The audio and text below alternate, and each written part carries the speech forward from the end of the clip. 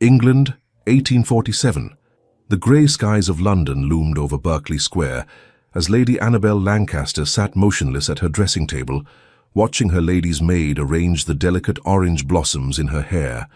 Her reflection stared back at her, pale and resigned, her blue eyes rimmed with the faint traces of tears she had shed in private. "You look beautiful, my lady," whispered Eleanor, her maid since childhood, carefully adjusting the veil. Annabel merely nodded, unable to find her voice. At 18 years old, this was to be her wedding day, though not one of her choosing. The formal announcement had appeared in the papers just 6 weeks prior. Lady Annabel Lancaster, daughter of the Earl of Westmoreland, to wed His Grace, Andrew Bedford, the Duke of Hertwick. Her father had fallen deeply into debt, and the only salvation for the Lancaster name lay in an advantageous marriage. The Duke of Hertwick was wealthy beyond measure, with estates across 3 counties and investments in shipping companies that reached as far as India. His title was ancient, his bloodline impeccable, and his reputation formidable. "Your father requests your presence downstairs, my lady," announced the butler from the doorway. With a deep breath, Annabel rose, her cream silk gown rustling softly. She had pleaded with her father for weeks, begging him to reconsider, but the Earl had been unmoved. "This is not a matter of choice, Annabel," he had told her firmly. "It is your duty to your family. The Duke will provide for you handsomely, and you will want for nothing." Except love, she had thought bitterly. Downstairs, her father waited in the entrance hall, his expression a mixture of relief and determination. "You look every inch a duchess," he said approvingly. "Remember your upbringing today. Show the Duke and his family that the Lancasters are worthy of this alliance." "Yes, father," she replied mechanically, as the footman opened the door to the waiting carriage. St. George's Church in Hanover Square was filled with the cream of London society, all eager to witness the union of 2 distinguished families. Annabel walked down the aisle on her father's arm, her gaze fixed straight ahead, where her future husband awaited.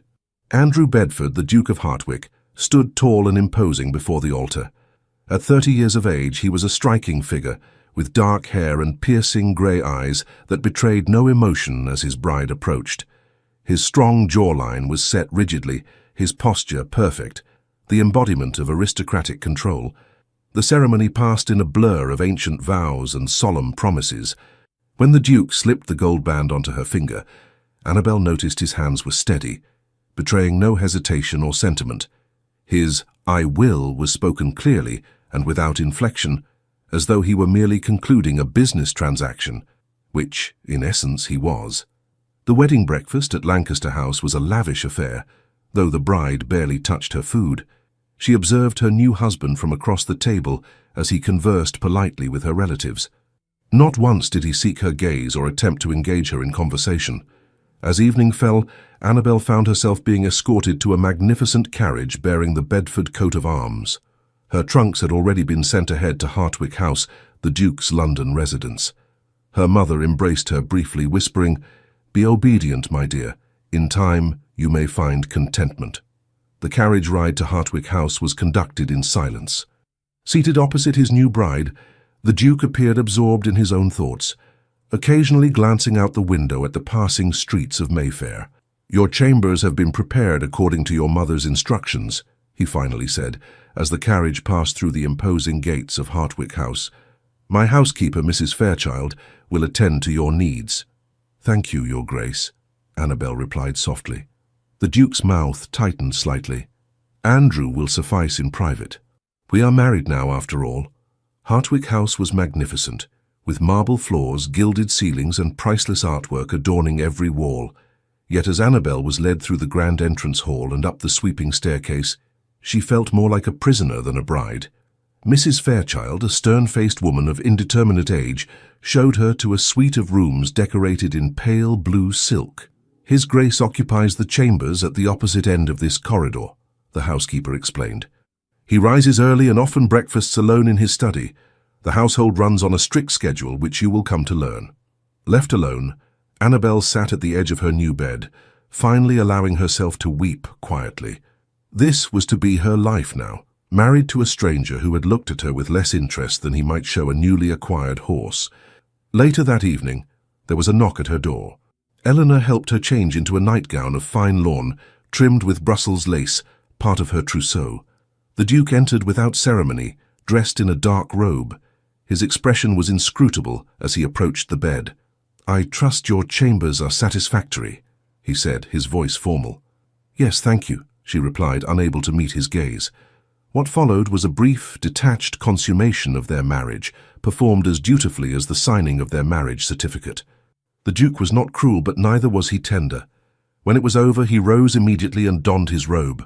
"I shall bid you good night," he said, pausing at the door. "I must leave for my estate in Derbyshire tomorrow. Business matters require my attention." "How long will you be gone?" Annabel ventured to ask. "A fortnight, perhaps longer." He hesitated, then added, "This marriage means nothing beyond what it must. You will have your title, your allowance, and your freedom within reason. I expect discretion and proper behavior befitting your station. Beyond that, we need not inconvenience each other unduly." With those cold words he departed, leaving Annabel alone to contemplate the empty years that stretched before her. The weeks that followed were a lesson in loneliness. True to his word, the Duke departed early the next morning without bidding her farewell. Annabel was left to navigate her new position under the watchful eye of Mrs. Fairchild, who seemed determined to find fault with everything she did. "His Grace prefers the household accounts to be reviewed on Tuesdays, not Mondays," the housekeeper would say, or "The Duke does not approve of fresh flowers in the library. They aggravate his sensitivity to pollen."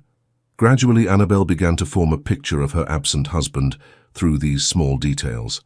A man of rigid habits and exacting standards, who preferred order above all else.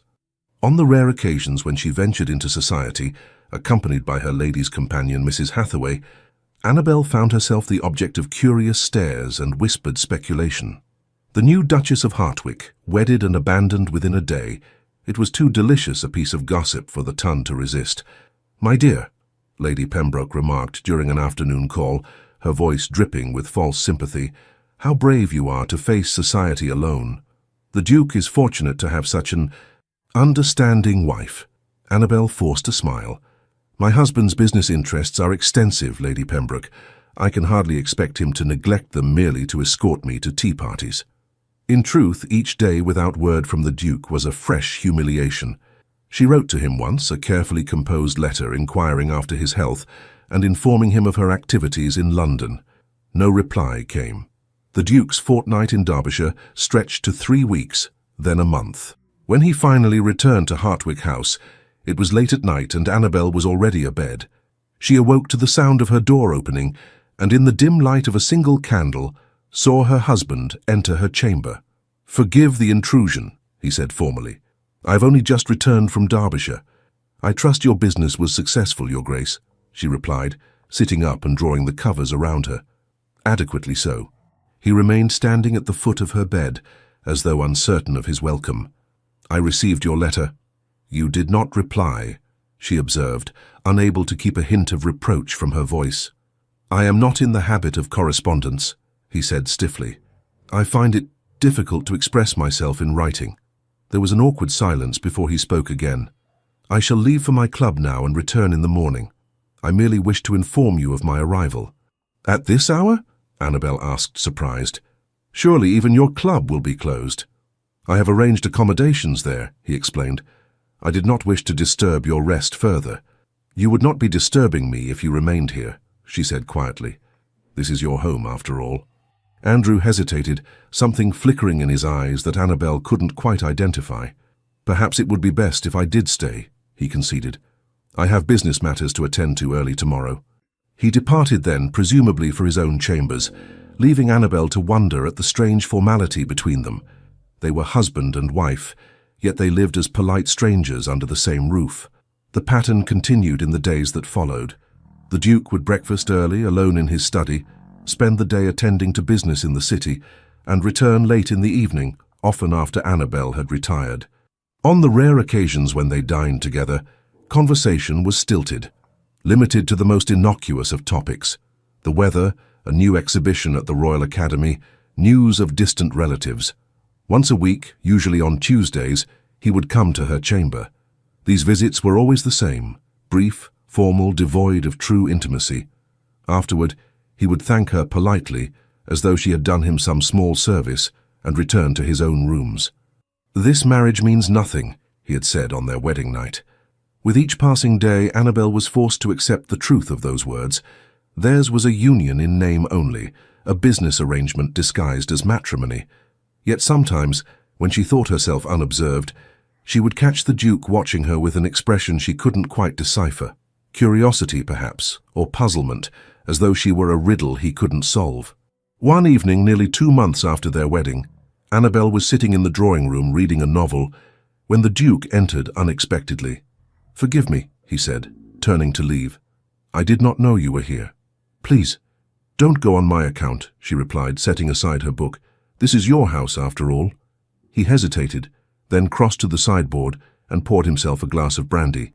"What are you reading?" he asked, seemingly at a loss for anything else to say. "Jane Eyre," she answered. "It was published earlier this year. Have you read it?"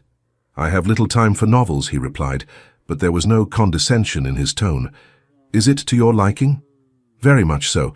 The heroine is most compelling, strong-willed and independent despite her circumstances. Qualities you admire, I take it." There was genuine curiosity in his voice. "Yes," she admitted, "though I fear I possess neither her strength nor her courage." Andrew studied her over the rim of his glass. "You underestimate yourself, I think. It requires considerable fortitude to leave one's family and marry a stranger, as you have done."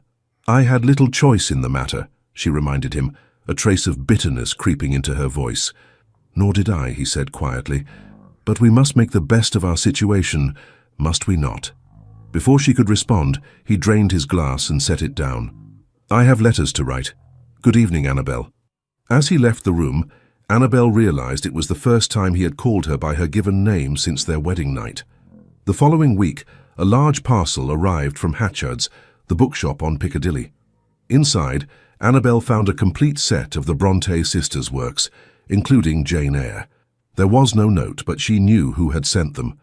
That evening, when the Duke came to her chamber, there was a subtle difference in his manner, a hesitancy, almost a gentleness, that had not been there before. "Thank you for the books," Annabel said softly as he prepared to leave. He paused, his back to her. "I thought you might enjoy them. It was most thoughtful of you." He turned then, and for the first time she saw uncertainty in his expression. "I have not been considerate of your happiness, I fear. This cannot be the life you envisioned for yourself." "Nor you," she replied. "I understand that this marriage was not of your choosing either." Andrew's mouth twisted in a bitter smile. "My choices have rarely been my own. As the heir to a dukedom, my path was set from birth." "A gilded cage is still a cage," Annabel observed.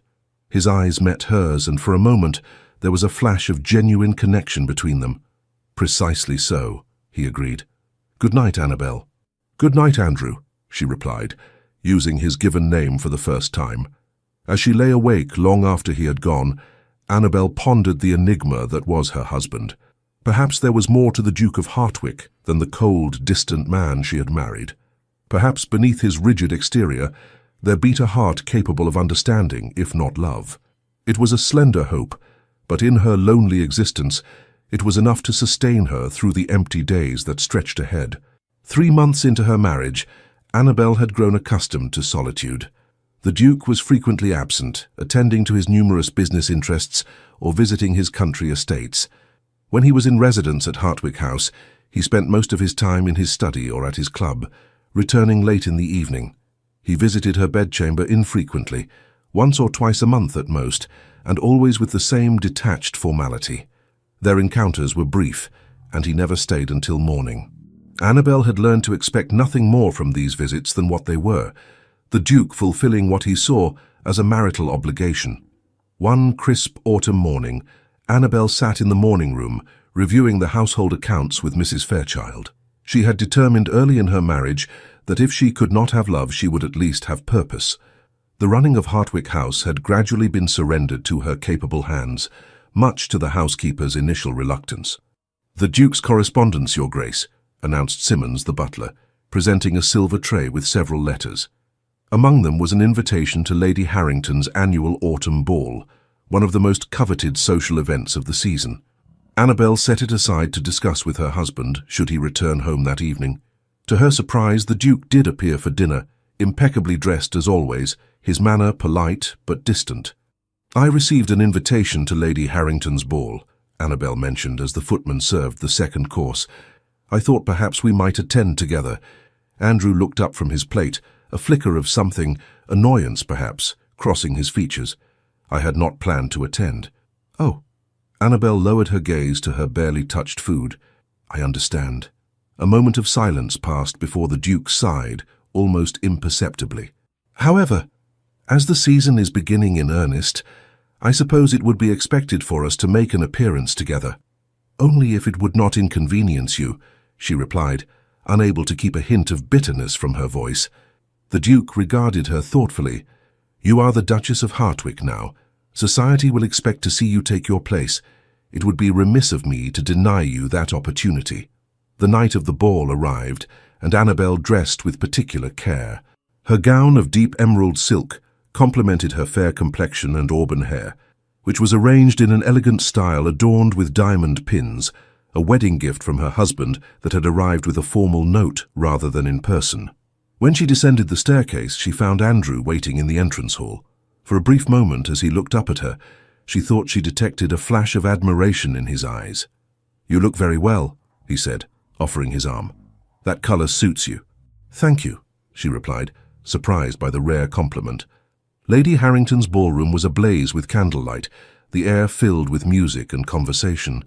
As the Duke and Duchess of Hartwick were announced, a momentary hush fell over the gathering, followed by a flurry of whispers.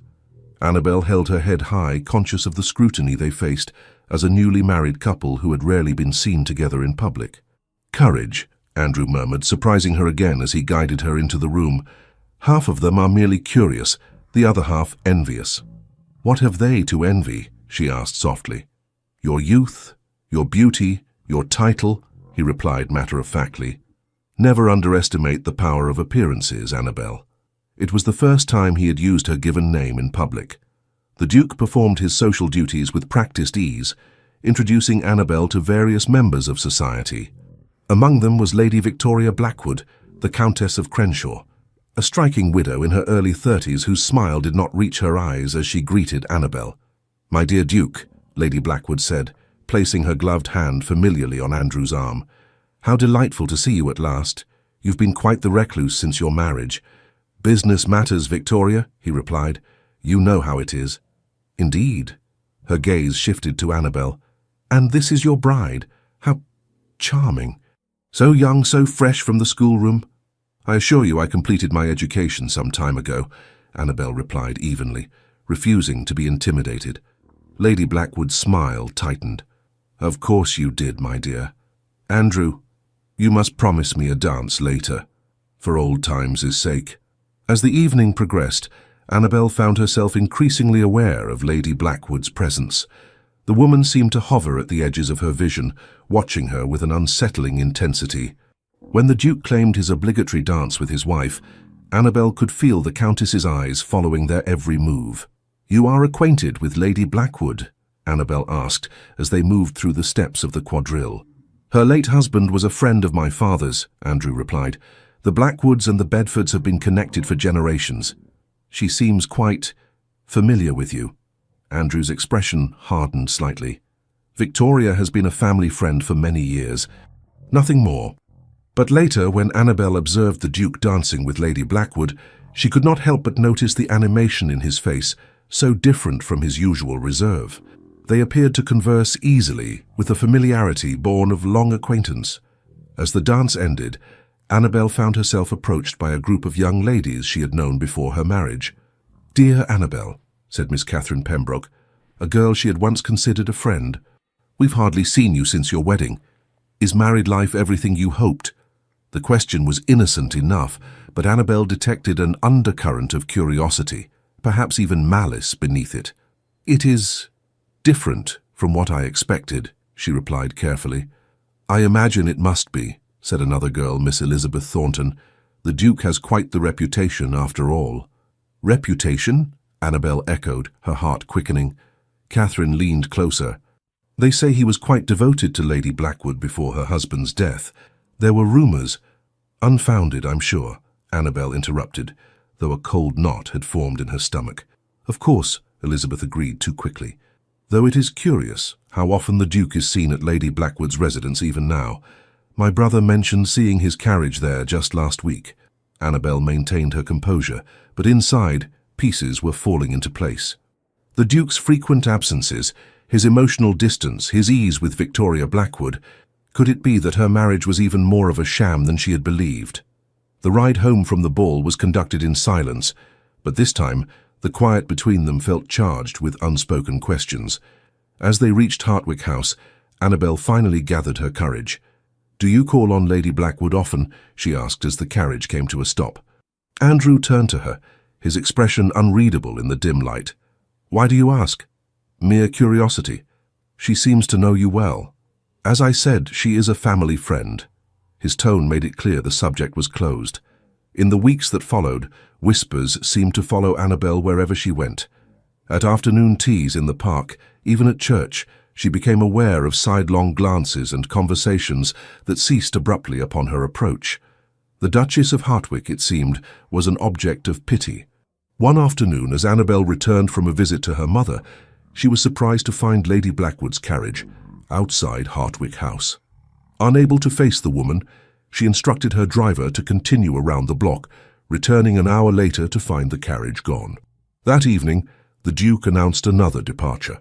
"I must travel to Yorkshire to inspect the mines there," he stated over dinner. "I shall be gone for at least 3 weeks."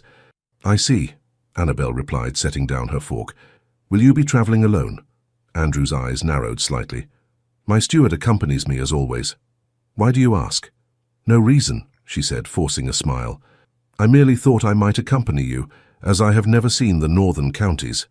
"The journey would be too arduous for you," he replied dismissively, "and the accommodations are not suitable for a duchess." The following day, after Andrew's departure, Annabel received a note from her cousin, Lady Sophia Caldwell, inviting her to tea.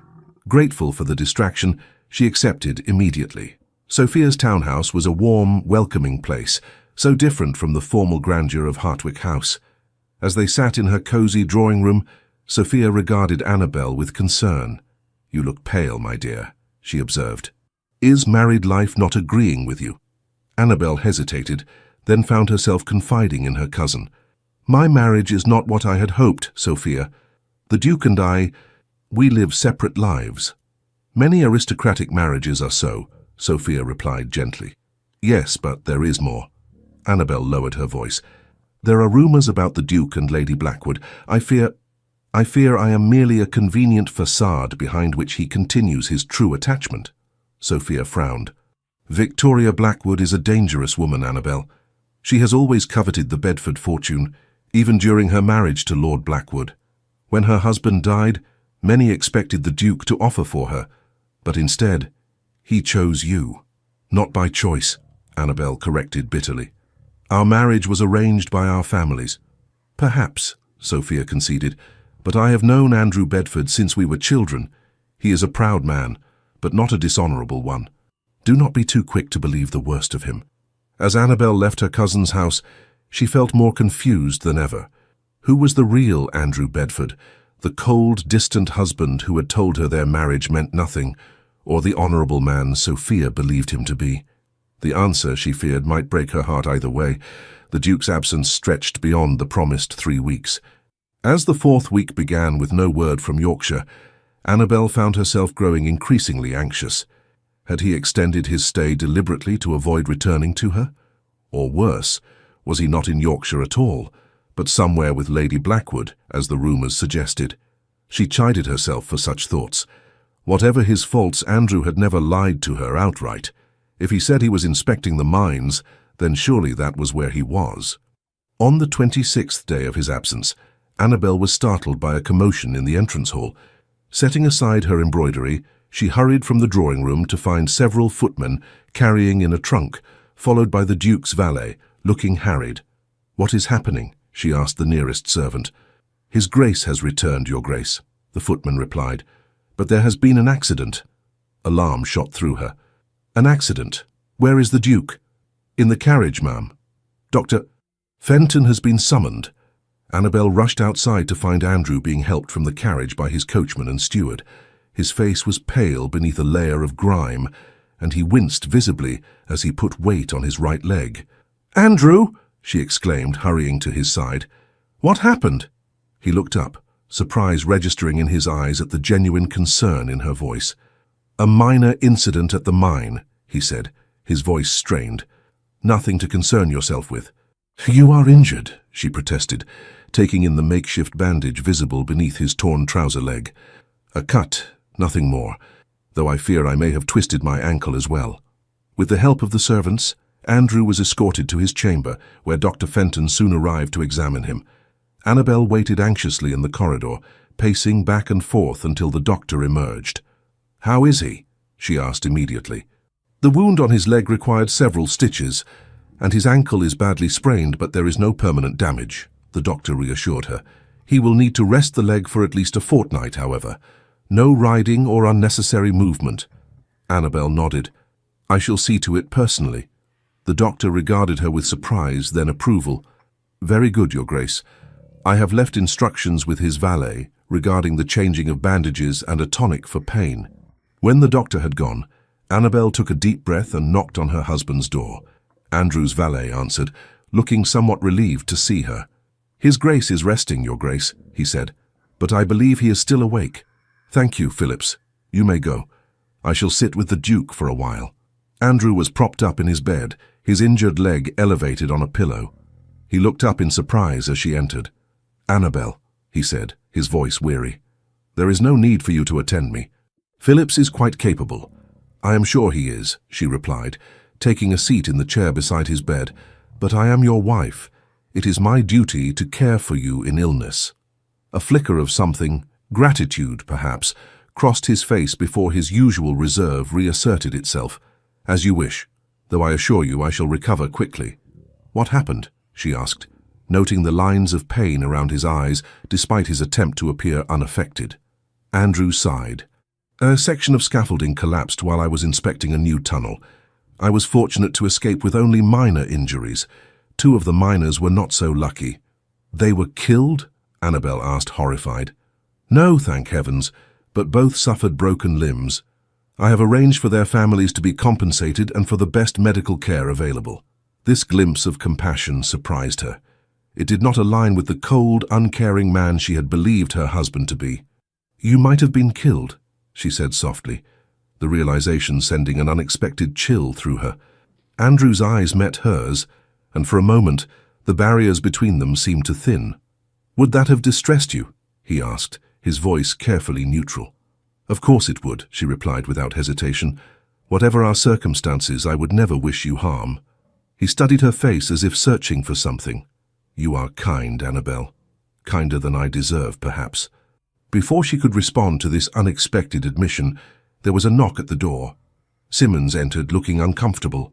"Forgive the intrusion, Your Grace, but Lady Blackwood has called. She insists on seeing the Duke immediately, having heard of his accident." Annabel stiffened while Andrew's expression darkened. "Inform Lady Blackwood that I am resting on doctor's orders and cannot receive visitors," he said firmly. "I did attempt to explain, Your Grace, but the lady is most insistent." Andrew's jaw tightened. "Then you may inform her with my compliments that if she wishes to speak with me, she may call at a more appropriate hour tomorrow." Simmons bowed and withdrew. Annabel rose, assuming that Andrew would prefer to be alone when dealing with matters concerning Lady Blackwood. "I should let you rest," she said, moving toward the door. "Wait." Andrew's voice stopped her. "I would prefer it if you stayed, Annabel. I find I'm not in the mood for solitude this evening." Surprised but pleased, she returned to her chair. "Then I shall stay as long as you wish." For the first time since their marriage, they spent an evening in genuine conversation. Andrew spoke of the mines in Yorkshire, of his concerns for the safety of the workers, and of his plans to implement new protective measures. Annabel, in turn, told him of her efforts with the household and her visits to the Bedford charitable institutions in his absence. As the evening wore on, Andrew's eyelids began to droop, the effects of the doctor's tonic taking hold. Annabel rose quietly, intending to slip away, but his voice, slurred with approaching sleep, reached her. "You are not what I expected, Annabel Bedford," he murmured. Not at all what I expected. Before she could ask what he meant, he had drifted into sleep. Gently, she adjusted his blankets and extinguished all but one candle before leaving the room. The following days established a new pattern in their relationship. Annabel visited Andrew's chambers regularly, reading to him from the newspapers or one of her novels, playing chess, at which she proved surprisingly adept, or simply sitting in companionable silence while she worked on her embroidery and he reviewed business correspondence. Lady Blackwood called again the next day, but Andrew refused to see her, sending word through Simmons that he was not receiving visitors. The Countess left a note which Andrew read and then immediately consigned to the fire, his expression grim. "Victoria can be persistent," he remarked when he saw Annabel watching him, "but she will soon tire of being rebuffed." "She seems very concerned for your welfare," Annabel observed carefully. Andrew's mouth twisted in a sardonic smile. "Victoria is concerned primarily for her own interests, which she believes are somehow tied to mine.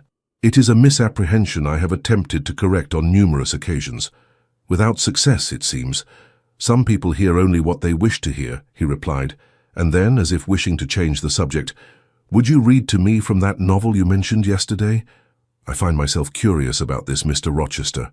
By the time Andrew was able to move about with the aid of a cane, a fortnight later, something fundamental had shifted between them. The formal politeness that had characterized their interactions had given way to a more genuine companionship. Andrew still maintained a certain reserve, but there were moments when Annabel caught glimpses of the man beneath the ducal facade, thoughtful, intelligent, and possessed of a dry wit she had never suspected. One evening, as they sat in the library after dinner, Andrew's first meal downstairs since his accident, he broached a subject that took her by surprise. "I believe we have been invited to the Pembrokes' dinner party next week," he said, examining the invitation that had arrived that morning. "If you wish to attend, I believe I shall be recovered enough to accompany you." Annabel looked up from her book. "You would not find it too taxing?" "No more than I find most social occasions," he replied with a wry smile. "But I am aware that you have had little opportunity for society since our marriage. It would be selfish of me to deprive you further." "I have not felt deprived," she said honestly, "but I would enjoy attending if you are certain you are well enough." Andrew nodded, then hesitated, as though weighing his next words carefully. "I have been thinking, Annabel, that perhaps we might reconsider certain aspects of our arrangement." "Our arrangement?" she echoed, uncertain of his meaning. "Our marriage," he clarified. I have not been a proper husband to you. My frequent absences, my neglect, they were unfair." Annabel felt her heart quicken. "What are you suggesting?" "That we might attempt a more conventional marriage," he said, his eyes meeting hers directly. "I cannot promise romance or grand passion, Annabel. Such things are not in my nature, but I can offer companionship, respect, and consideration for your happiness." It was more than she had ever expected from their union, yet somehow less than what she had begun, in the quiet corners of her heart, to hope for. "I would like that," she replied softly. "Very much."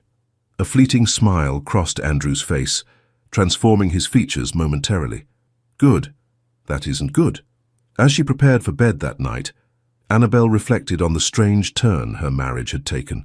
The cold, distant Duke who had told her their marriage meant nothing had been replaced by a man who, while still reserved, seemed genuinely interested in forging a real partnership. Yet the shadow of Victoria Blackwood still loomed over them, a reminder that there were aspects of her husband's life and heart that remained closed to her. Could she be content with the companionship he offered, knowing there might be parts of himself he would never share? The answer, she realized with a mixture of resignation and hope, was yes. For now, at least, it would be enough. The Duke's recovery continued steadily, and by the time of the Pembrokes' dinner party, he was able to walk with only the slightest hint of a limp. As promised, he escorted Annabel to the event, where their appearance together caused a fresh wave of speculation among the ton. "The Duke and Duchess of Hertwick," announced the Pembrokes' butler as they entered the drawing-room. "How delightful that you could join us," Lady Pembroke exclaimed, her eyes darting curiously between them. "We had heard of your accident, Your Grace. I trust you are fully recovered." "Nearly so, Lady Pembroke," Andrew replied with cool politeness. "My wife has been an exemplary nurse." The surprise that flickered across their hostess's face at this public acknowledgement of Annabel's care was unmistakable. Clearly the gossips had not yet caught wind of the shift in the Hartwicks' relationship. Throughout the evening, Annabel was aware of curious glances and whispered conversations. The Duke remained by her side more consistently than he ever had before, his hand occasionally coming to rest at the small of her back as they moved through the room, a gesture that felt oddly protective. "People are talking," she murmured as they took their places for dinner. "People always talk," he replied with a dismissive shrug. "Let them. We know the truth of our situation." The truth. What was the truth of their situation? Annabel wasn't entirely sure herself. They had progressed from cold formality to something resembling friendship, but there remained so much unspoken between them. Dinner proceeded pleasantly enough until Lady Pembroke, perhaps emboldened by several glasses of wine, broached a subject that caused the entire table to fall silent. "I understand Lady Blackwood has left London rather suddenly," she remarked, her gaze fixed pointedly on the Duke. "To Italy, I believe. Such a shame. She was always such a lively addition to any gathering." Andrew's expression betrayed nothing, but Annabel felt him tense beside her. "Indeed," he replied noncommittally, "though I believe the climate there will suit her admirably." "One wonders what prompted such a hasty departure," Lady Pembroke persisted. "There are rumours, of course." "There are always rumours, Lady Pembroke," Andrew said, his voice taking on an edge of steel, "most of them utterly without foundation."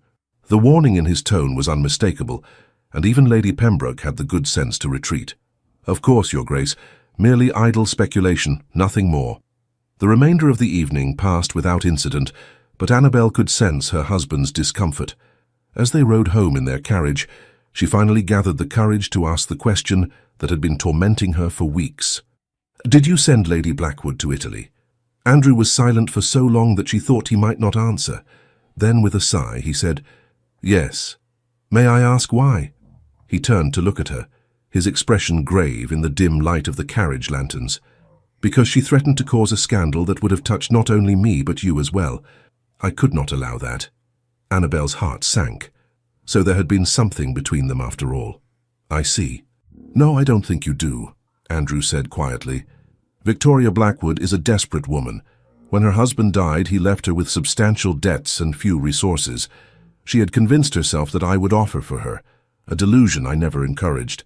When I married you instead, she became vindictive. The rumors about your visits to her home were grossly exaggerated," he finished. "I called on her twice at her request to discuss a small allowance I had arranged for her out of respect for her late husband's friendship with my father. She attempted to misrepresent the nature of those visits." Relief washed over Annabel, followed quickly by shame at how readily she had believed the worst of him.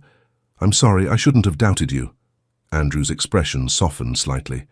"You had little reason not to. I had given you no cause to trust me, Annabel." When they returned home, Andrew surprised her by escorting her to her chamber door, something he had never done before. "Thank you for accompanying me tonight," he said formally. "I found the evening more tolerable than I expected." "As did I," she replied with a small smile. He hesitated, then added, "I leave for Derbyshire tomorrow. Thornhill Park requires my attention. I thought perhaps you might like to accompany me this time." Annabel's heart leaped at the invitation. "I would like that very much." The journey to Derbyshire took 2 days, with an overnight stay at a comfortable inn along the way. As they travelled further north, Annabel watched the landscape change from the gentle fields of the south to the more dramatic scenery of the Peak District. Andrew proved to be a knowledgeable guide, pointing out landmarks and relating snippets of local history. "There," he said late on the second day, indicating a distant hill crowned with ancient trees. "You can just see the chimneys of Thornhill Park." As they drew closer, Annabel caught her breath at the sight of a magnificent manor house built of golden stone, its mullioned windows gleaming in the afternoon sun. Set amidst formal gardens and surrounded by parkland, it was a vision from another age. "It's beautiful," she whispered. "It is home," Andrew replied simply, but she could hear the pride and affection in his voice. The household had been prepared for their arrival, with fires lit in the main rooms and a light meal ready to be served. Mrs. Wilson, the housekeeper, greeted them in the grand entrance hall, her initial reserve toward Annabel softening visibly when Andrew introduced her as my Duchess, who has honored me by accompanying me on this visit. After refreshing herself in the elegant suite of rooms prepared for her, Annabel joined Andrew for a tour of the house. Thornhill Park was older than Hartwick House, with a history that stretched back to Tudor times. Each room seemed to hold centuries of stories, from the great hall with its hammer-beam roof to the long gallery lined with portraits of Bedford ancestors. "And this," Andrew said, opening a door at the end of a corridor, "is my favorite room." It was a library, but unlike any Annabel had seen before. 2 stories high, with a gallery running around the upper level, it contained thousands of volumes shelved from floor to ceiling. Comfortable chairs were placed near the windows to catch the natural light, while a massive desk dominated one end of the room. "It's magnificent," Annabel breathed, turning slowly to take in the sight. "Do you know what's in all these books?"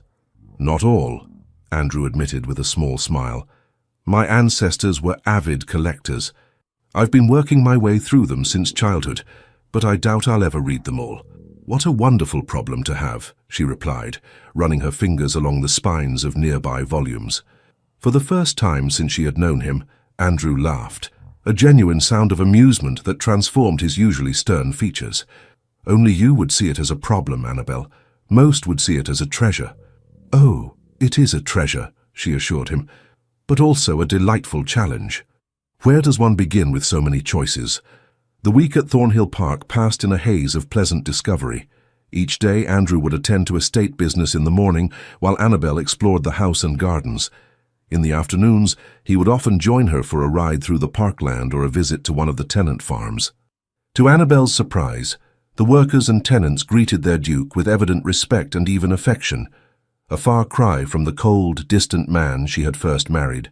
Here, among people who had known him all his life, Andrew seemed more relaxed, more himself. "You are different here," she observed one evening, as they sat in the library after dinner, a chessboard between them. "Am I?" he asked, studying the pieces. "Yes.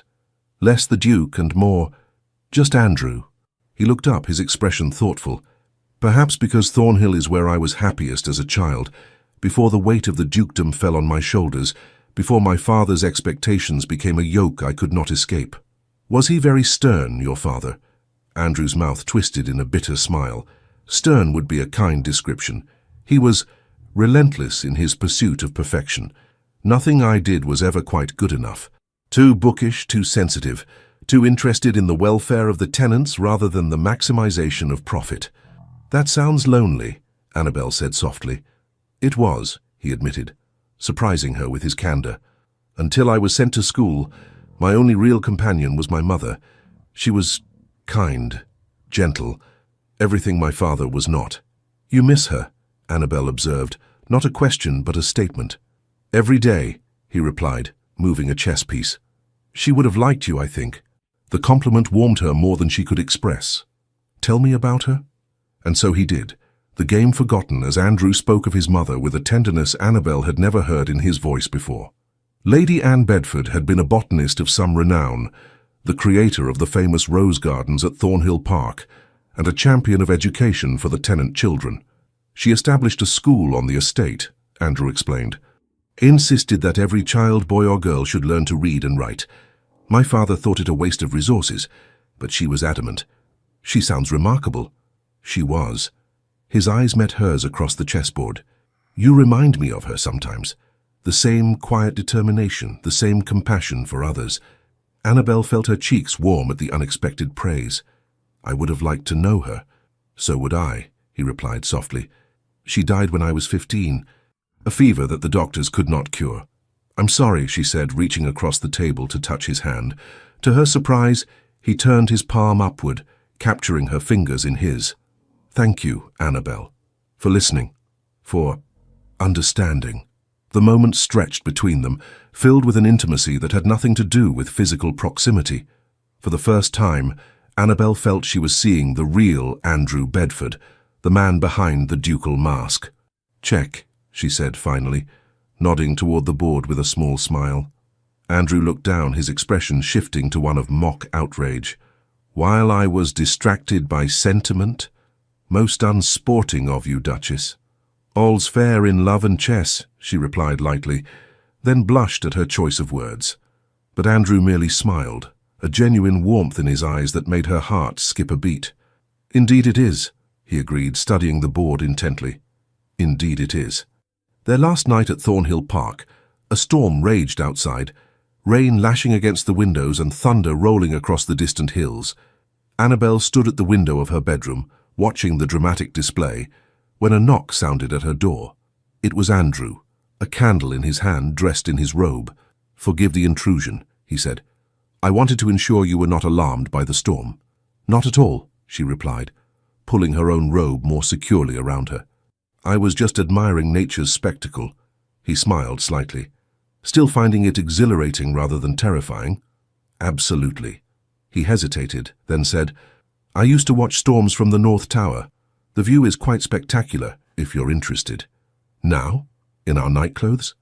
"There's no one to see but the portraits, and they've witnessed far worse over the centuries," he assured her, with a hint of mischief that was entirely new. Intrigued by this playful side of her usually serious husband, Annabel nodded. "Lead on, Your Grace." The North Tower was accessed by a narrow stone staircase that wound upward in a tight spiral. At the top was a small circular room with windows on all sides, offering a panoramic view of the estate and the storm that raged around it.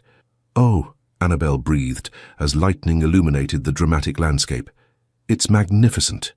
They stood side by side at the window, watching as the storm swept across the parkland.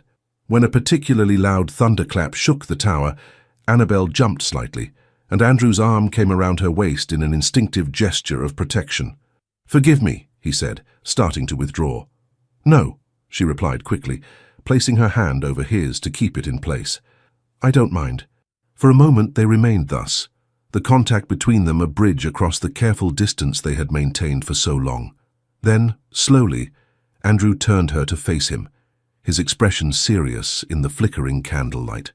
"Annabel," he said, his voice low, "these past weeks, you have shown me what a marriage might be, what our marriage might be, if we choose it." Her heart quickened at his words. "What are you saying, Andrew?"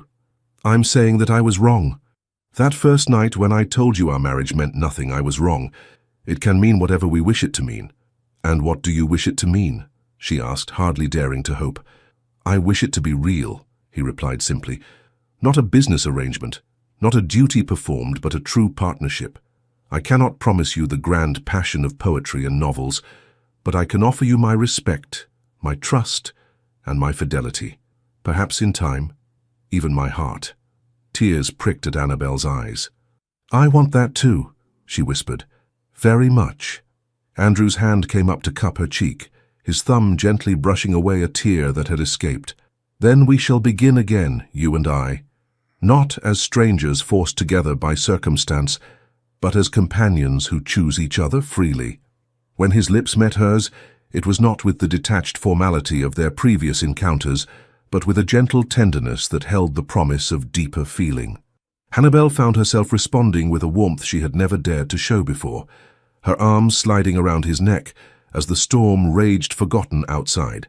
They returned to London the following week, both outwardly unchanged, yet inwardly transformed. Their marriage had not suddenly become a love match from a romantic novel, but a foundation had been laid for something genuine and potentially lasting.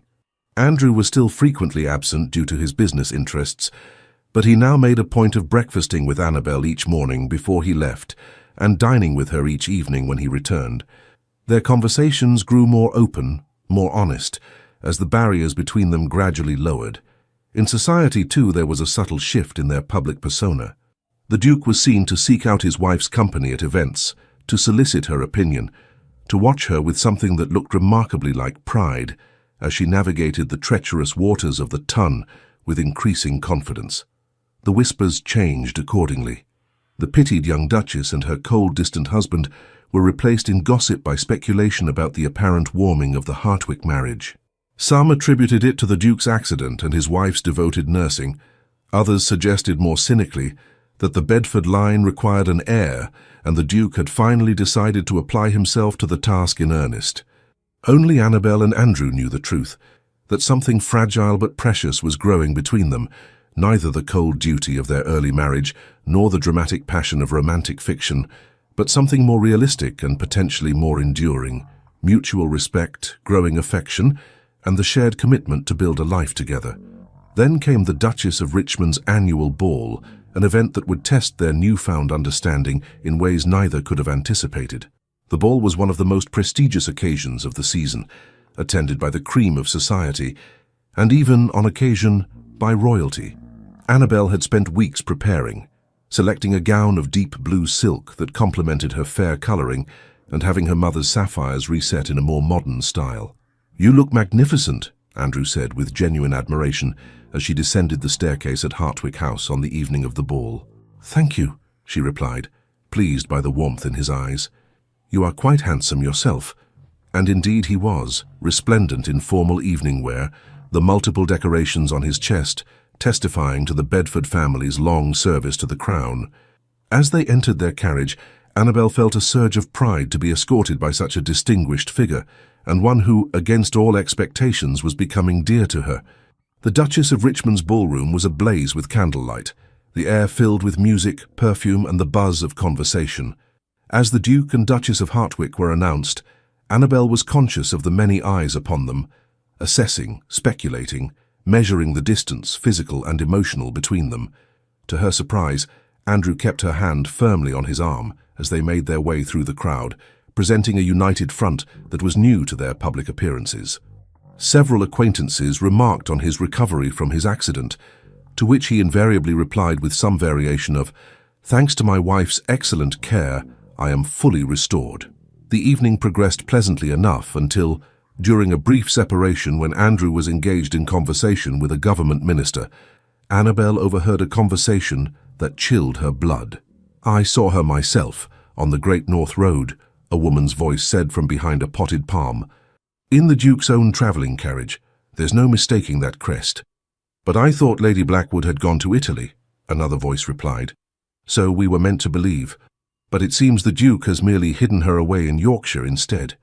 At one of his hunting lodges, they say. How scandalous, and his poor young wife none the wiser." Annabel froze, her mind racing. Could it be true? Had Andrew's newfound attentiveness been merely a screen behind which he continued his relationship with Victoria Blackwood? Had his business in Yorkshire been a pretext for meeting his true preference? No, she told herself firmly. She would not believe it, not without evidence. Not after the trust that had grown between them. Yet the seed of doubt had been planted, and as she rejoined Andrew for their promised dance, she could not help but study his face for signs of deception. He seemed to sense her sudden withdrawal, his brow furrowing slightly as he guided her through the steps of the waltz. "Is something wrong?" he asked quietly. "No," she replied automatically, then, remembering their commitment to honesty, amended, "Perhaps. I overheard something troubling." "Tell me," he urged. But before she could explain, the dance ended, and they were separated once more by the press of the crowd. Annabel found herself cornered by Lady Pembroke, whose expression of sympathetic concern immediately put her on guard. "My dear Duchess," Lady Pembroke began, her voice lowered to a conspiratorial whisper, "I feel it my duty as a friend to inform you of certain rumours that are circulating." "Rumours are always circulating, Lady Pembroke," Annabel replied coolly. "Most of them, as my husband says, utterly without foundation." "Perhaps," Lady Pembroke conceded, "but when the evidence is so compelling, my own nephew saw Lady Blackwood travelling north in a carriage bearing the Bedford crest, and now there are whispers that she has been installed in the Duke's hunting lodge in Yorkshire, rather than sent to Italy as we were led to believe." Annabel maintained her composure with effort. "Your concern is noted, Lady Pembroke, but I trust my husband implicitly." The words were spoken with more conviction than she truly felt, but she would not give the gossipmonger the satisfaction of seeing her doubt. Lady Pembroke's disappointed expression would have been comical under other circumstances. When Andrew found her again, his face showed concern. "You look pale, Annabel. Would you like to leave?" "Yes," she admitted. "I find I have a headache coming on."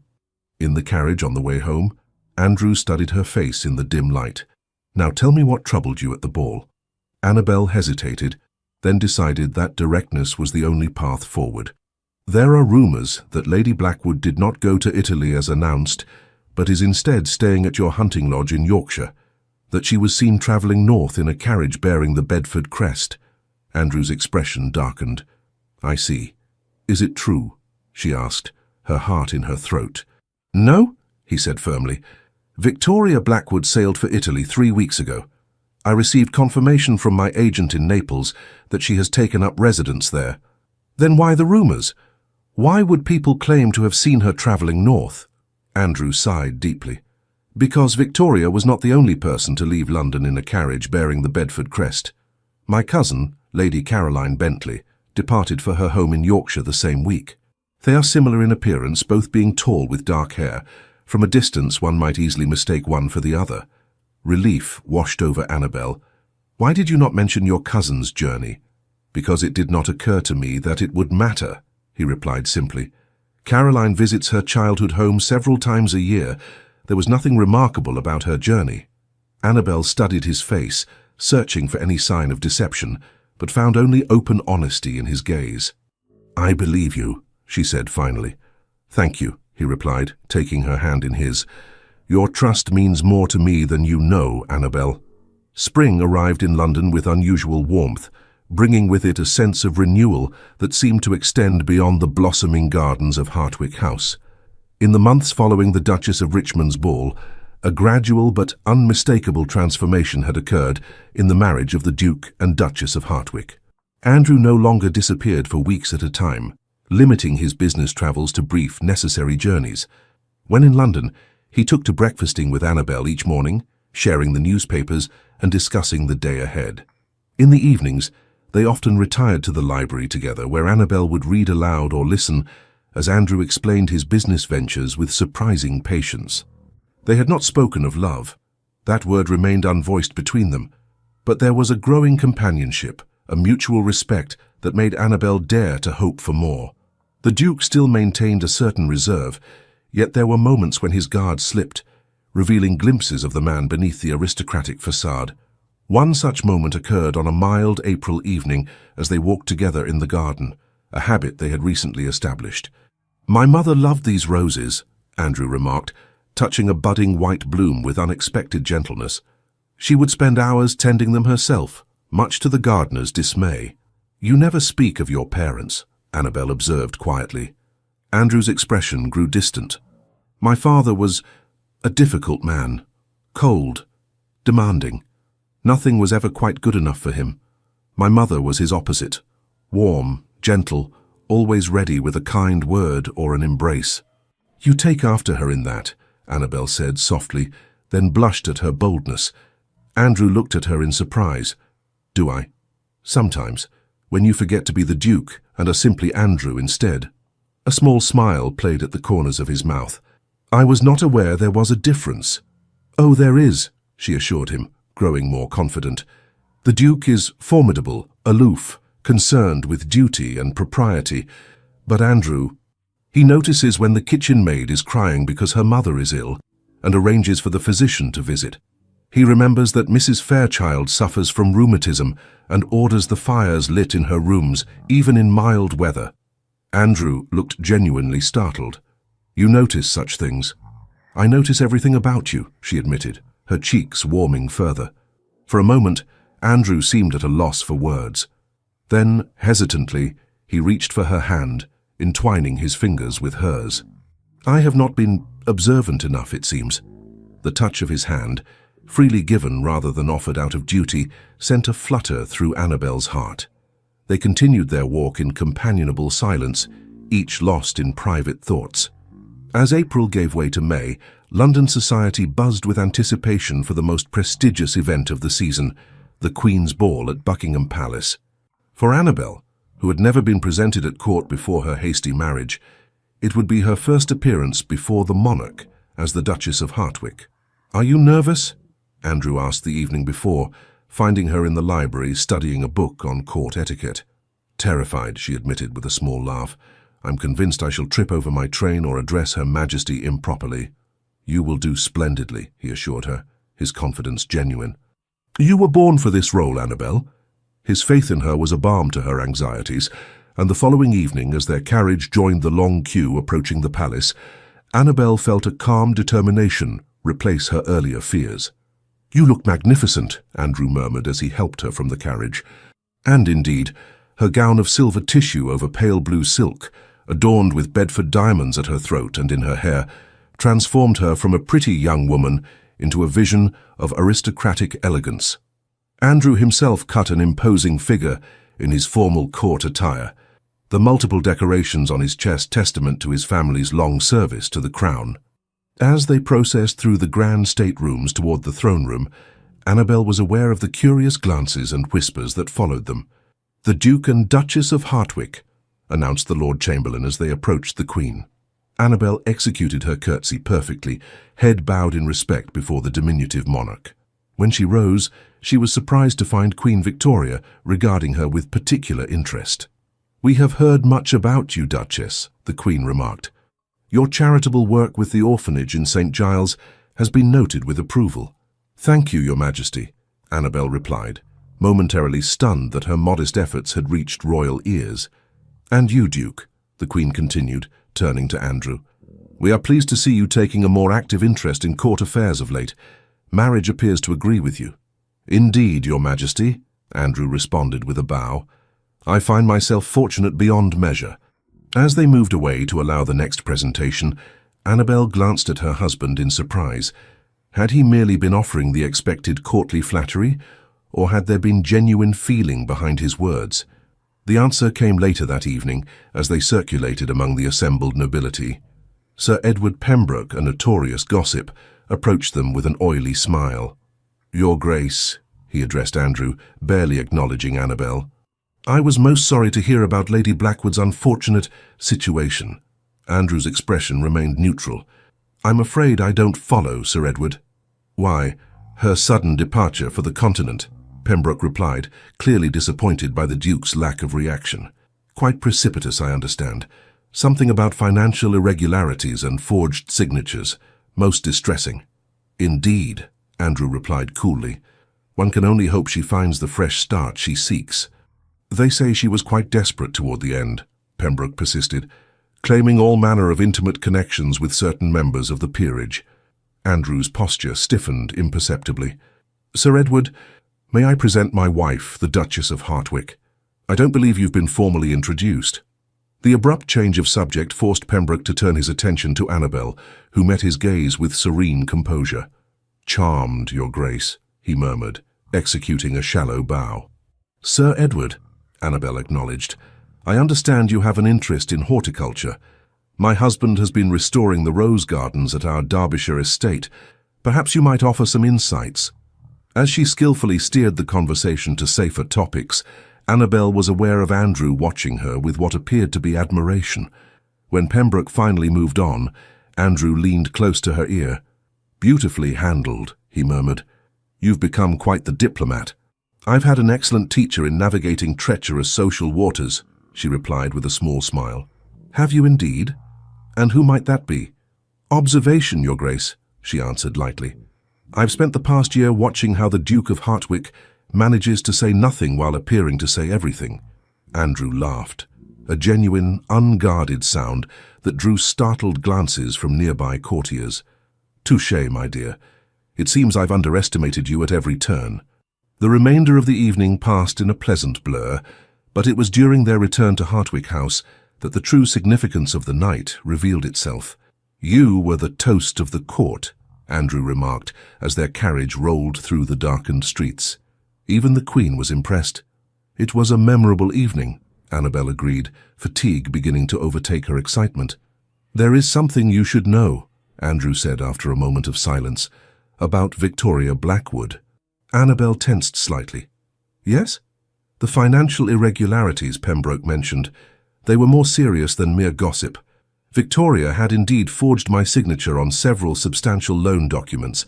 When the creditors began to press her, she attempted to blackmail me with threats of scandal." "What did you do?" Annabel asked quietly. "I presented her with a choice: face prosecution for forgery, or accept passage to Italy and a small annual allowance, conditional upon her permanent exile from England." "That was merciful of you," Annabel observed. Andrew's expression hardened momentarily. "Not entirely. The scandal of a trial would have touched you as well, and you have suffered enough from her machinations. But I wanted you to know the truth. There will be no more midnight visits, no more malicious rumors from that quarter. Annabel studied his face in the dim light of the carriage lanterns. Thank you for telling me. But why now? Andrew hesitated, then reached for her hand. Because I wish there to be no more secrets between us, Annabel. These past months have shown me what a true partnership might be. I married you out of duty, but I have come to value you for reasons that have nothing to do with obligation. It was not a declaration of love, but in Andrew's cautious vocabulary, it was perhaps the closest approximation. Annabel's heart quickened at the sincerity in his eyes. I have come to value you as well, she replied softly. The weeks following the Queen's ball saw a further warming in their relationship. Andrew began inviting Annabel to accompany him on his shorter business trips, showing her the vast Bedford holdings with evident pride. For her part, Annabel took a deeper interest in the family's financial affairs, revealing an aptitude for numbers that impressed even Andrew's seasoned steward. In early June, they departed London for Thornhill Park, the Duke's principal country seat in Derbyshire. The ancient manor house, with its Tudor facade and extensive grounds, had been the heart of Bedford power for centuries. As their carriage approached through the avenue of ancient oaks, Annabel caught her breath at the sight of the house, glowing golden in the afternoon sun. "It's magnificent," she exclaimed. "It is home," Andrew replied simply, watching her reaction with pleasure. The next 2 weeks passed in peaceful contentment as Annabel explored the estate and acquainted herself with the local gentry. Andrew seemed more relaxed here than in London, less the formal duke, and more the man she had glimpsed in rare, unguarded moments. One evening, as they sat in the library after dinner, a summer storm raged outside, lightning occasionally illuminating the room through the tall windows. Annabel sat on a window seat, watching the dramatic display while Andrew worked at his desk nearby. "I used to be terrified of storms as a child," she remarked, as a particularly loud thunderclap shook the house. Andrew looked up from his papers. "And now?" "Now I find them exhilarating," she admitted. "There's something magnificent about nature's raw power, don't you think?" Andrew set aside his quill and came to join her at the window. "I've always thought so. When I was a boy, I would sneak out during storms to watch from the old oak by the lake. My father caught me once. I was confined to my room for a week as punishment." Annabel studied his profile, outlined against the window by another flash of lightning. "You rarely speak of your childhood." "It was not particularly happy," he replied, his voice distant. "My father was demanding. Nothing I did ever pleased him. I was too bookish, too sensitive, not sufficiently interested in hunting or sports. The perfect heir existed only in his imagination." "That must have been difficult," Annabel said softly. Andrew's mouth curved in a humorless smile. "It made me who I am, for better or worse." "I like who you are," she said simply. He turned to her, surprise evident in his expression. "Do you?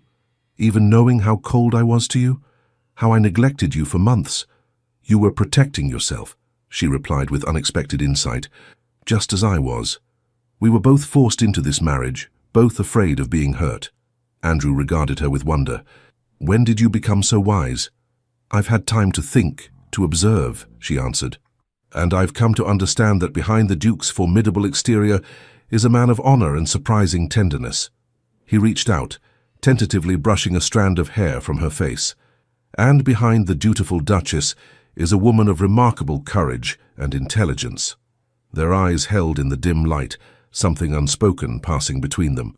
Slowly Andrew leaned forward, his lips meeting hers in a kiss unlike any they had shared before.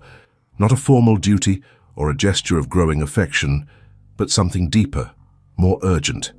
When they drew apart, both slightly breathless, Andrew spoke the words Annabel had begun to fear she would never hear. "I love you, Annabel," he said quietly, his voice rough with emotion. "Not out of duty or obligation, but truly, deeply. I think perhaps I have for some time, only I was too proud, too afraid to acknowledge it." Joy bloomed in Annabel's heart, bright and overwhelming. "I love you too," she whispered. "I think I began to fall in love with you that day in the garden, when you spoke so tenderly of your mother's roses."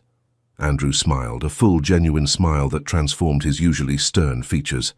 "And I with you," though I fought against it mightily. The day you stood beside me to face Victoria, showing such courage and dignity, I knew then that I had found my match in every way that matters. As the storm raged outside, they remained by the window, talking far into the night as they never had before, sharing childhood memories, hopes, fears, dreams for the future. With each revelation, each confidence exchanged, the last barriers between them crumbled. Later, when they retired to the Duke's chambers, now shared with his Duchess by choice rather than convention, their coming together was a true union at last, not a duty performed, but a joyful expression of new-found love. The following morning, Annabel woke to find Andrew watching her, his eyes soft with an emotion she had once despaired of ever seeing. "Good morning, Your Grace," she murmured sleepily. "Good morning, my love," he replied, drawing her close. "Did you sleep well?" "Better than I ever have," she admitted, nestling against him. He kissed her forehead gently. "I was thinking, perhaps it's time we invited your parents to visit. I should like to show your father that his daughter is valued as she deserves to be." Annabel raised herself on one elbow to look at him in surprise. "Truly? You would not mind?"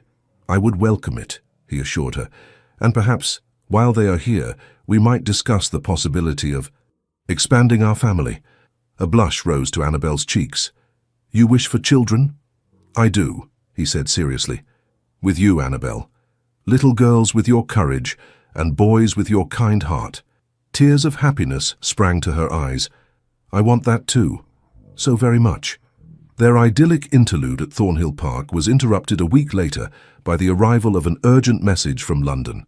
One of Andrew's shipping ventures had encountered difficulties, requiring his immediate attention. "I must return to the city," he told Annabel over breakfast, his expression regretful. "But there is no need for you to cut short your stay here. I know how much you've come to love Thornhill." "My place is with you," she replied without hesitation. "Besides, we have the Elliston ball next week. I should hate to miss it." Andrew smiled, reaching across the table to take her hand. "Very well. We shall return together." The journey back to London was made in companionable conversation, so different from their silent, awkward carriage rides of the past. As they approached the city, however, Andrew grew pensive. "What troubles you?" Annabel asked, noting the furrow between his brows. "This business with the shipping venture. It's more serious than I initially believed. If the cargo is lost, it could mean financial ruin for several of my associates." "But not for you?" she asked cautiously. "No, our fortune is diversified enough to weather such a storm, but I feel responsible for those who invested on my recommendation." Annabel squeezed his hand. "You will find a solution. I have faith in you." His grateful smile warmed her heart. "Your confidence means more than you know." The next several days were a whirlwind of meetings and negotiations as Andrew worked tirelessly to salvage the situation. Annabel saw little of him except late at night, when he would return exhausted to their chamber, often falling asleep as soon as his head touched the pillow. Despite his preoccupation, Andrew insisted they attend the Elliston ball as planned. "You have been looking forward to it," he said firmly, "and an evening of diversion would do us both good." The Ellistons were known for their lavish entertainments, and this ball was no exception. The ballroom of their Mayfair mansion was transformed into a scene from A Midsummer Night's Dream, with garlands of flowers, twinkling lights, and even live butterflies released at midnight. Annabel, resplendent in a gown of pale gold that complemented her auburn hair, found herself the center of much positive attention. Her transformation from the shy, uncertain bride of a year ago to the confident, poised Duchess of Hartwick had not gone unnoticed by society. "So you are blooming, my dear," observed Lady Carlton, an influential matron whose approval was highly sought. "Marriage clearly agrees with you." "Indeed it does," Annabel replied with a genuine smile, her gaze seeking out Andrew across the room. She found him deep in conversation with Lord Elliston and several other gentlemen, his expression serious. Business, no doubt, even at a ball. But as if sensing her attention, he looked up, his eyes meeting hers across the crowded room. The warmth in his gaze, visible even at a distance, sent a flutter through her heart. Later, as they danced together, Andrew seemed more relaxed than he had been in days. "You look beautiful tonight," he murmured as they moved through the steps of the waltz. "Every man in the room envies me." "Hardly that," she demurred, though pleased by the compliment. Have your business concerns been resolved? Not entirely, but I believe we're making progress. Lord Elliston has agreed to extend his backing, which may be enough to keep the venture afloat until the missing ship is located. Missing? I thought it was lost. That's the prevailing assumption, but I've received information suggesting it may have been forced to shelter in a remote harbor due to storm damage. I've dispatched agents to investigate. Their conversation was interrupted as the dance ended, and they were separated by the flow of the crowd. Annabel found herself approached by several acquaintances, all seemingly eager for her company, now that her marriage was perceived to be a success rather than the failure it had initially been rumored to be. As she circulated through the ballroom, Annabel overheard a conversation that made her blood run cold. "She's back in London, you know," a woman's voice said in carrying tones. "Returned from Italy not 3 days ago. Lady Harrington saw her at the opera last night." "Lady Blackwood, how extraordinary. I thought she was exiled permanently." "Apparently not, and rumor has it she's seeking a reconciliation with the Duke, claims to have evidence that will force his hand. But he seems quite devoted to his Duchess now. Surely he wouldn't—" "Men are fickle creatures, my dear, and they say she still holds his heart, despite appearances." Annabel moved away quickly, her mind racing. Victoria Blackwood back in London, with evidence of some kind? What could it be, and would it threaten the happiness she and Andrew had found together? She was so distracted by these troubling thoughts that she nearly collided with a tall figure in the doorway to the terrace. "Your Grace," said a familiar voice tinged with amusement. "How fortuitous. I was just thinking of you." Annabel looked up into the beautiful, calculating face of Victoria Blackwood. The Countess was as striking as ever, in a gown of deep crimson that emphasized her dramatic coloring. At her throat gleamed a diamond necklace that Annabel recognized with a shock as a Bedford heirloom, one she had seen in the family portrait gallery at Thornhill Park. "Lady Blackwood," she acknowledged, struggling to maintain her composure, "I was under the impression you were abroad." "Italy grew tiresome," Victoria replied with a dismissive wave. "The climate disagreed with me. Besides, I have unfinished business in London." Her gaze flickered meaningfully to where Andrew stood across the room, still deep in conversation with Lord Elliston. "I believe all your business with my husband was concluded before your departure," Annabel said firmly. Victoria's smile did not reach her eyes. "How charming, you actually believe that. Tell me, does he visit your chamber more than once a month now? Has he learned to say your name with some semblance of affection?" The barbed questions, so precisely aimed at Annabel's former insecurities, revealed how closely Victoria must have been monitoring their marriage even before her departure. But they no longer had the power to wound, as they once might have done. "My marriage is not a subject open for discussion, Lady Blackwood," Annabel replied coolly. "Now, if you'll excuse me." "Of course," Victoria agreed with false sweetness. "Do give Andrew my regards. Tell him I look forward to our reunion." As she moved away, Annabel noticed that several nearby guests had observed their exchange with avid curiosity. Within minutes, she knew, the news of Lady Blackwood's return and her confrontation with the Duchess would be circulating throughout the ballroom. She needed to find Andrew immediately. Annabel made her way through the crowded ballroom, searching for Andrew. Her heart pounded as she considered what Victoria Blackwood's return might mean for their newfound happiness. The diamond necklace troubled her most, a Bedford heirloom that should never have been in the Countess's possession. She finally spotted Andrew near the refreshment table, still engaged in conversation with Lord Elliston. As she approached, he looked up, his expression immediately shifting to concern when he saw her face. "Annabel, what's wrong?" he asked, excusing himself from the group. "She's here," Annabel said quietly, taking his arm and leading him toward a quieter corner. "Victoria Blackwood has returned to London." Andrew's expression darkened. "I know. My solicitor informed me yesterday." "You knew?"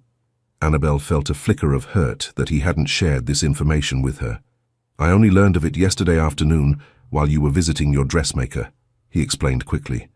"I intended to tell you tonight after the ball, when we could speak privately. I didn't want to distress you before this event. She approached me just now," Annabel continued. "She's wearing a Bedford diamond necklace, Andrew, the one from your grandmother's portrait at Thornhill." Andrew's face paled. "That's impossible. Those diamonds are in the Bedford vault at our bank." "Are you certain? When did you last see them?" He frowned, thinking, Not for years. They haven't been worn since my mother's death, but Victoria should have no access to them. Yet she's wearing them tonight, Annabel insisted, and she implied that you and she had some unfinished business. Andrew's jaw tightened. The only business between Victoria Blackwood and myself is concluded. She accepted my terms when she departed for Italy. If she's returned to London with Bedford jewels and insinuations, then she's playing a dangerous game. He took Annabel's hand, his grip firm and reassuring. Listen to me, Annabel. Whatever Victoria may claim, whatever she may imply, there is nothing between us, and never has been. You are my wife, the only woman I love or ever will love. The declaration, spoken without hesitation in the midst of a crowded ballroom, filled Annabel with warmth despite her anxiety. I believe you, she said softly. But what does she want? And how did she get those diamonds? I intend to find out, Andrew replied grimly. Wait here. Before Annabel could protest, he strode purposefully across the ballroom. She watched as he approached Victoria, who was holding court among a group of admirers near the terrace doors. The Countess's face lit up with triumph as she saw him approach, but her expression quickly faltered at whatever he said to her. After a brief, tense exchange, Andrew turned and walked away, leaving Victoria looking both furious and shaken. He returned to Annabel's side, his expression controlled but anger evident in the set of his jaw. We're leaving, he said quietly. Now. What happened? Annabel asked as he led her toward the entrance. Not here, he replied. I'll explain everything when we're home. The ride back to Hartwick House was conducted in tense silence.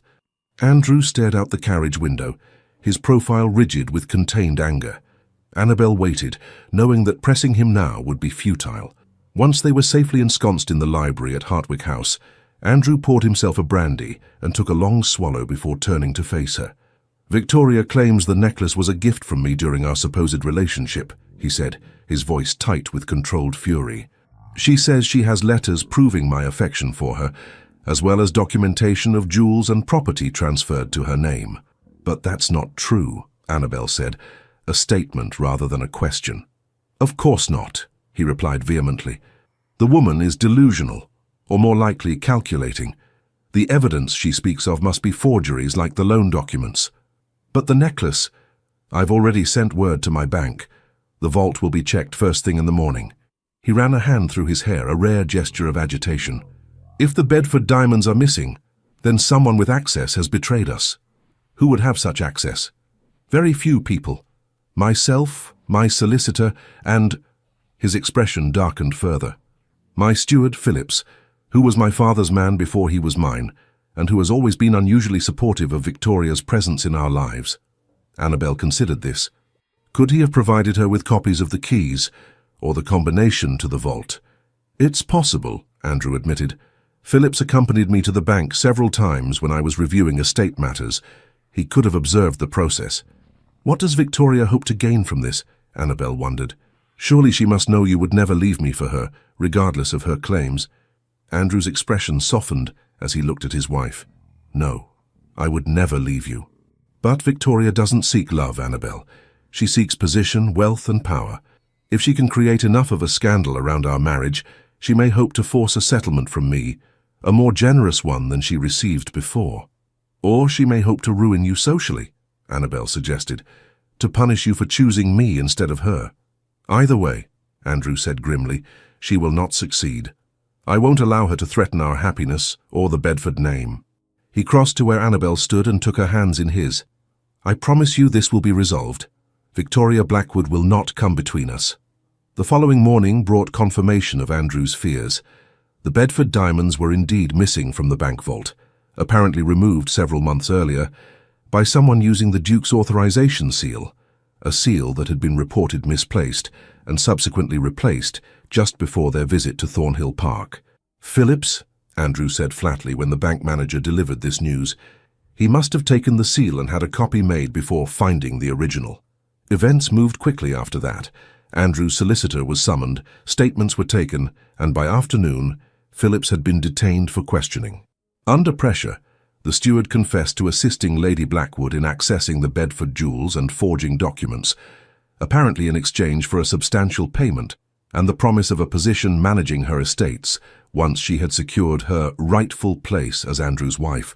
She was convinced that if she could create enough scandal, enough doubt about your marriage, the Duke would be forced to abandon you, Phillips explained miserably. She said it was only a matter of time before he came to his senses and realized that you were a mistake. Andrew's fury at this betrayal was cold and terrible to behold. Phillips was remanded to the authorities, charged with theft and fraud, while warrants were issued for the recovery of the Bedford diamonds and Lady Blackwood's arrest on similar charges. Phillips, once the trusted steward of both the Duke and his late father, was swiftly brought to trial. His confession, coupled with the overwhelming evidence of his collaboration with Lady Blackwood, left little room for defense. He was sentenced to 10 years transportation to Australia, a fate that, some whispered, was more merciful than he deserved. With his departure, the last shadow of betrayal within Hartwick House was finally lifted. But Victoria, it seemed, had anticipated this move. When the authorities arrived at her London residence, they found it empty, the Countess having departed hastily in the night. The diamonds, however, were recovered, left behind in her rush to escape, perhaps, or abandoned as too recognizable to be of use to her as a fugitive.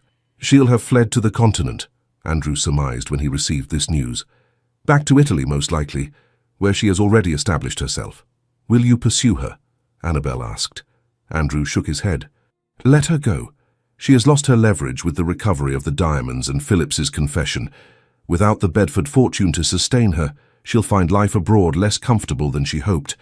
But she'll survive. Victoria always does. Annabel thought the matter concluded, but the following week brought an unexpected development. As she and Andrew prepared to attend the Duchess of Montrose's summer reception, one of the last major events of the season, a note was delivered from Lady Carlton, warning them that Victoria Blackwood had returned to London and was expected to attend the same event. She's grown desperate, Andrew said grimly after reading the note. This is her last attempt to create a public scene, to force my hand. Should we stay away? Annabel suggested. Avoid the confrontation entirely. Andrew considered this, then shook his head decisively. No, that would only give credence to her lies. We will attend as planned, present a united front, and face whatever comes with dignity. Together, Annabel said, taking his hand. Always, he replied, bringing her fingers to his lips. The Duchess of Montrose's reception was held in the magnificent gardens of Montrose House, with marquees erected on the lawns and lanterns hanging from the trees.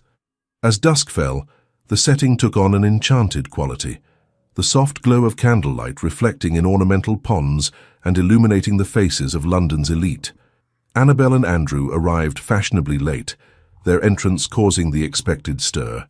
She was conscious of the many eyes upon them, the speculative whispers that followed their progress through the crowd. Clearly, word of Victoria Blackwood's return and the scandal of the Bedford diamonds had spread throughout society. They had been there perhaps an hour, making polite conversation and accepting congratulations on the recovery of the family jewels, when a disturbance near the entrance to the main marquee drew everyone's attention. Victoria Blackwood stood there, dramatically framed by the tent opening, her beauty enhanced by a gown of deep emerald that emphasized her dark hair and pale skin. At her throat gleamed not the Bedford diamonds, but an emerald pendant that matched her gown. The silence that fell over the gathering was immediate and expectant. The Countess's gaze swept the crowd until it found Andrew and Annabel standing together near the center of the marquee. With deliberate steps, she approached them, her head held high despite the murmurs that followed her progress. Your Grace, she addressed Andrew, ignoring Annabel entirely. How fortunate to find you here. I believe we have matters to discuss. Andrew's expression remained impassive. I believe all matters between us have been concluded, Lady Blackwood, particularly with the recovery of certain family heirlooms that were temporarily misplaced. A flash of anger crossed Victoria's beautiful face. Is that what you're calling it? A misplacement? How convenient for you to reduce our relationship to a matter of jewelry. There was no relationship, Victoria, Andrew replied, his voice carrying clearly in the hushed tent. There never has been, save in your imagination. Victoria laughed, a brittle sound. Oh, how gallant you've become, rewriting history to protect your child bride's feelings. Tell me, Andrew, does she know about the nights we spent together at your hunting lodge, the promises you made, the future you planned, before her father's debts forced you into this convenient marriage. Annabel felt a cold weight settle in her stomach. The accusations were so specific, delivered with such conviction, that even she felt a momentary doubt. Around them, the assembled guests watched with avid fascination, like spectators at a theatre.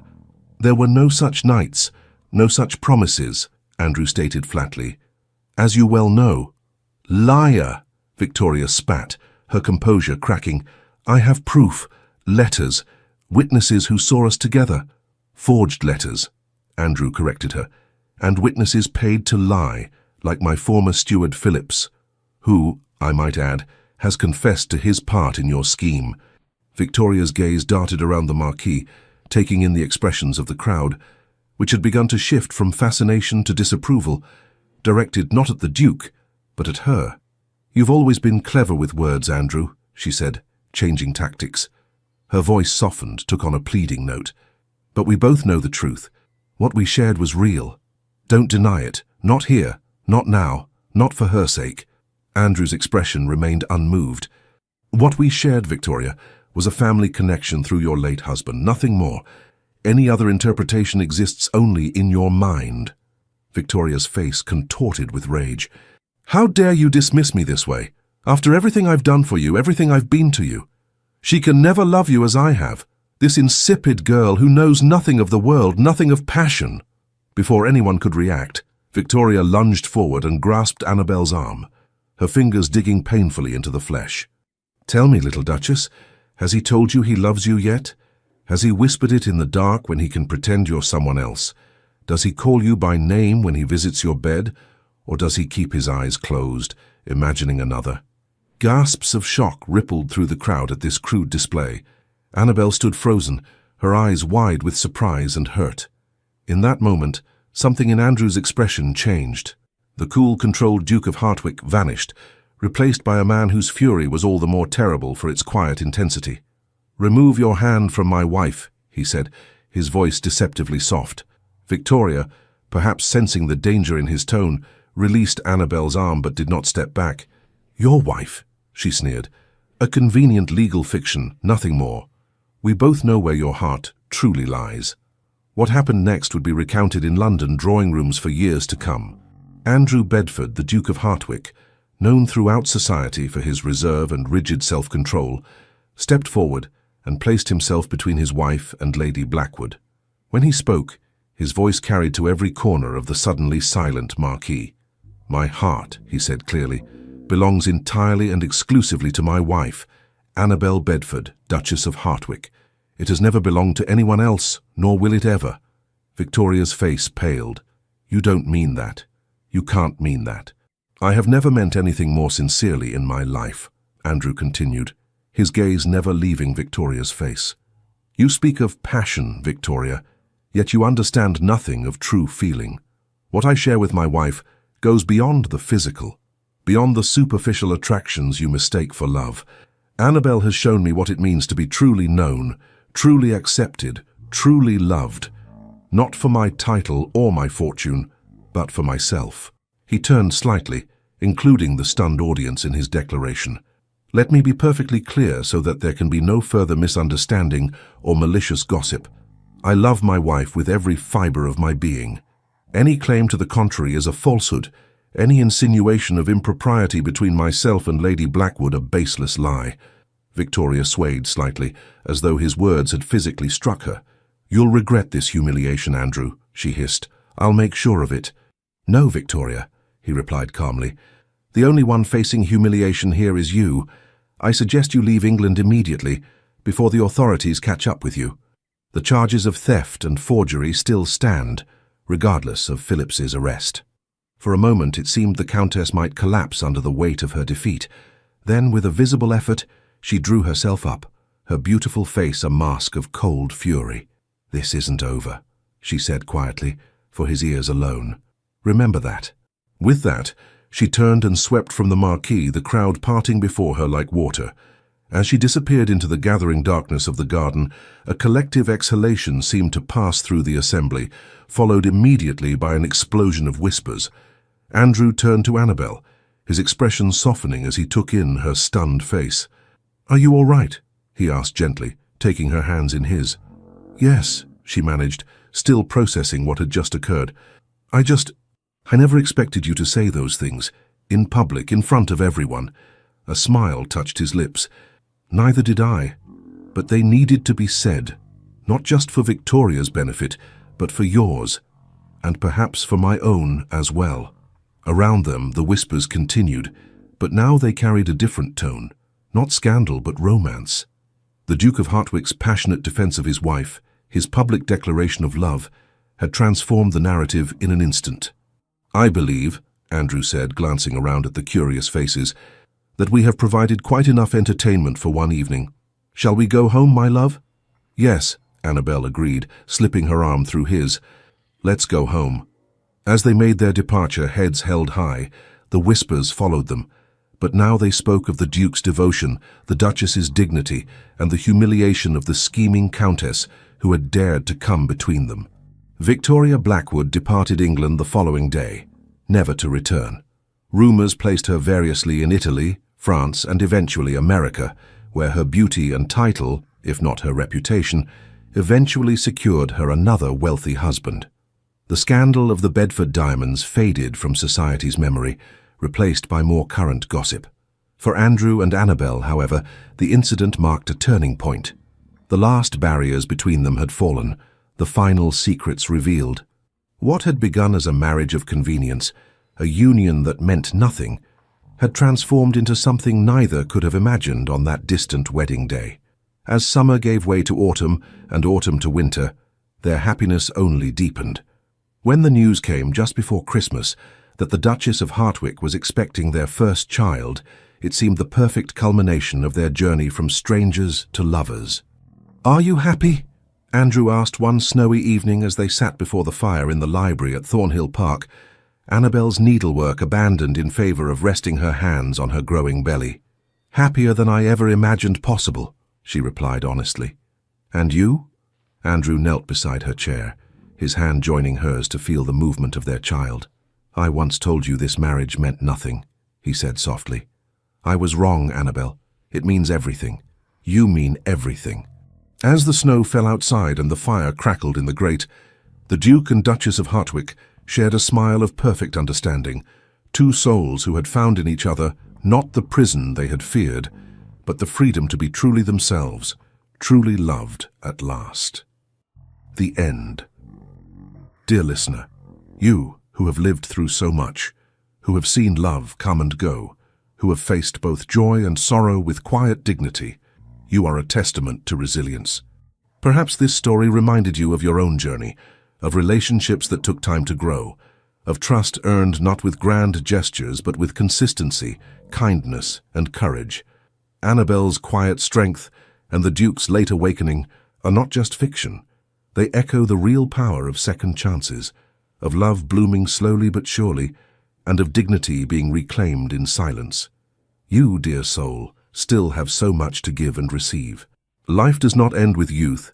It softens, deepens, and offers a different kind of beauty, the kind that comes with wisdom, patience, and grace. You are not invisible. You are a keeper of stories, of strength, and of compassion that the world so desperately needs. As you prepare to rest tonight, may your breath slow, your worries fade, and your soul feel protected, because you deserve to sleep knowing you have weathered every storm and are still here, still shining. You are deeply valued. Sleep peacefully tonight. With all our gratitude, Legends of the Fall team. Thank you so much for staying with us until the very end. If this story moved you, please like, comment, share, and subscribe. Your support, from the bottom of our hearts, keeps us motivated to create more heartfelt stories filled with love, redemption, and powerful turning points. And remember, at the end of this video, another emotional story from our channel will appear. Click and let yourself be surprised once again. With gratitude, Legends of the Fall team.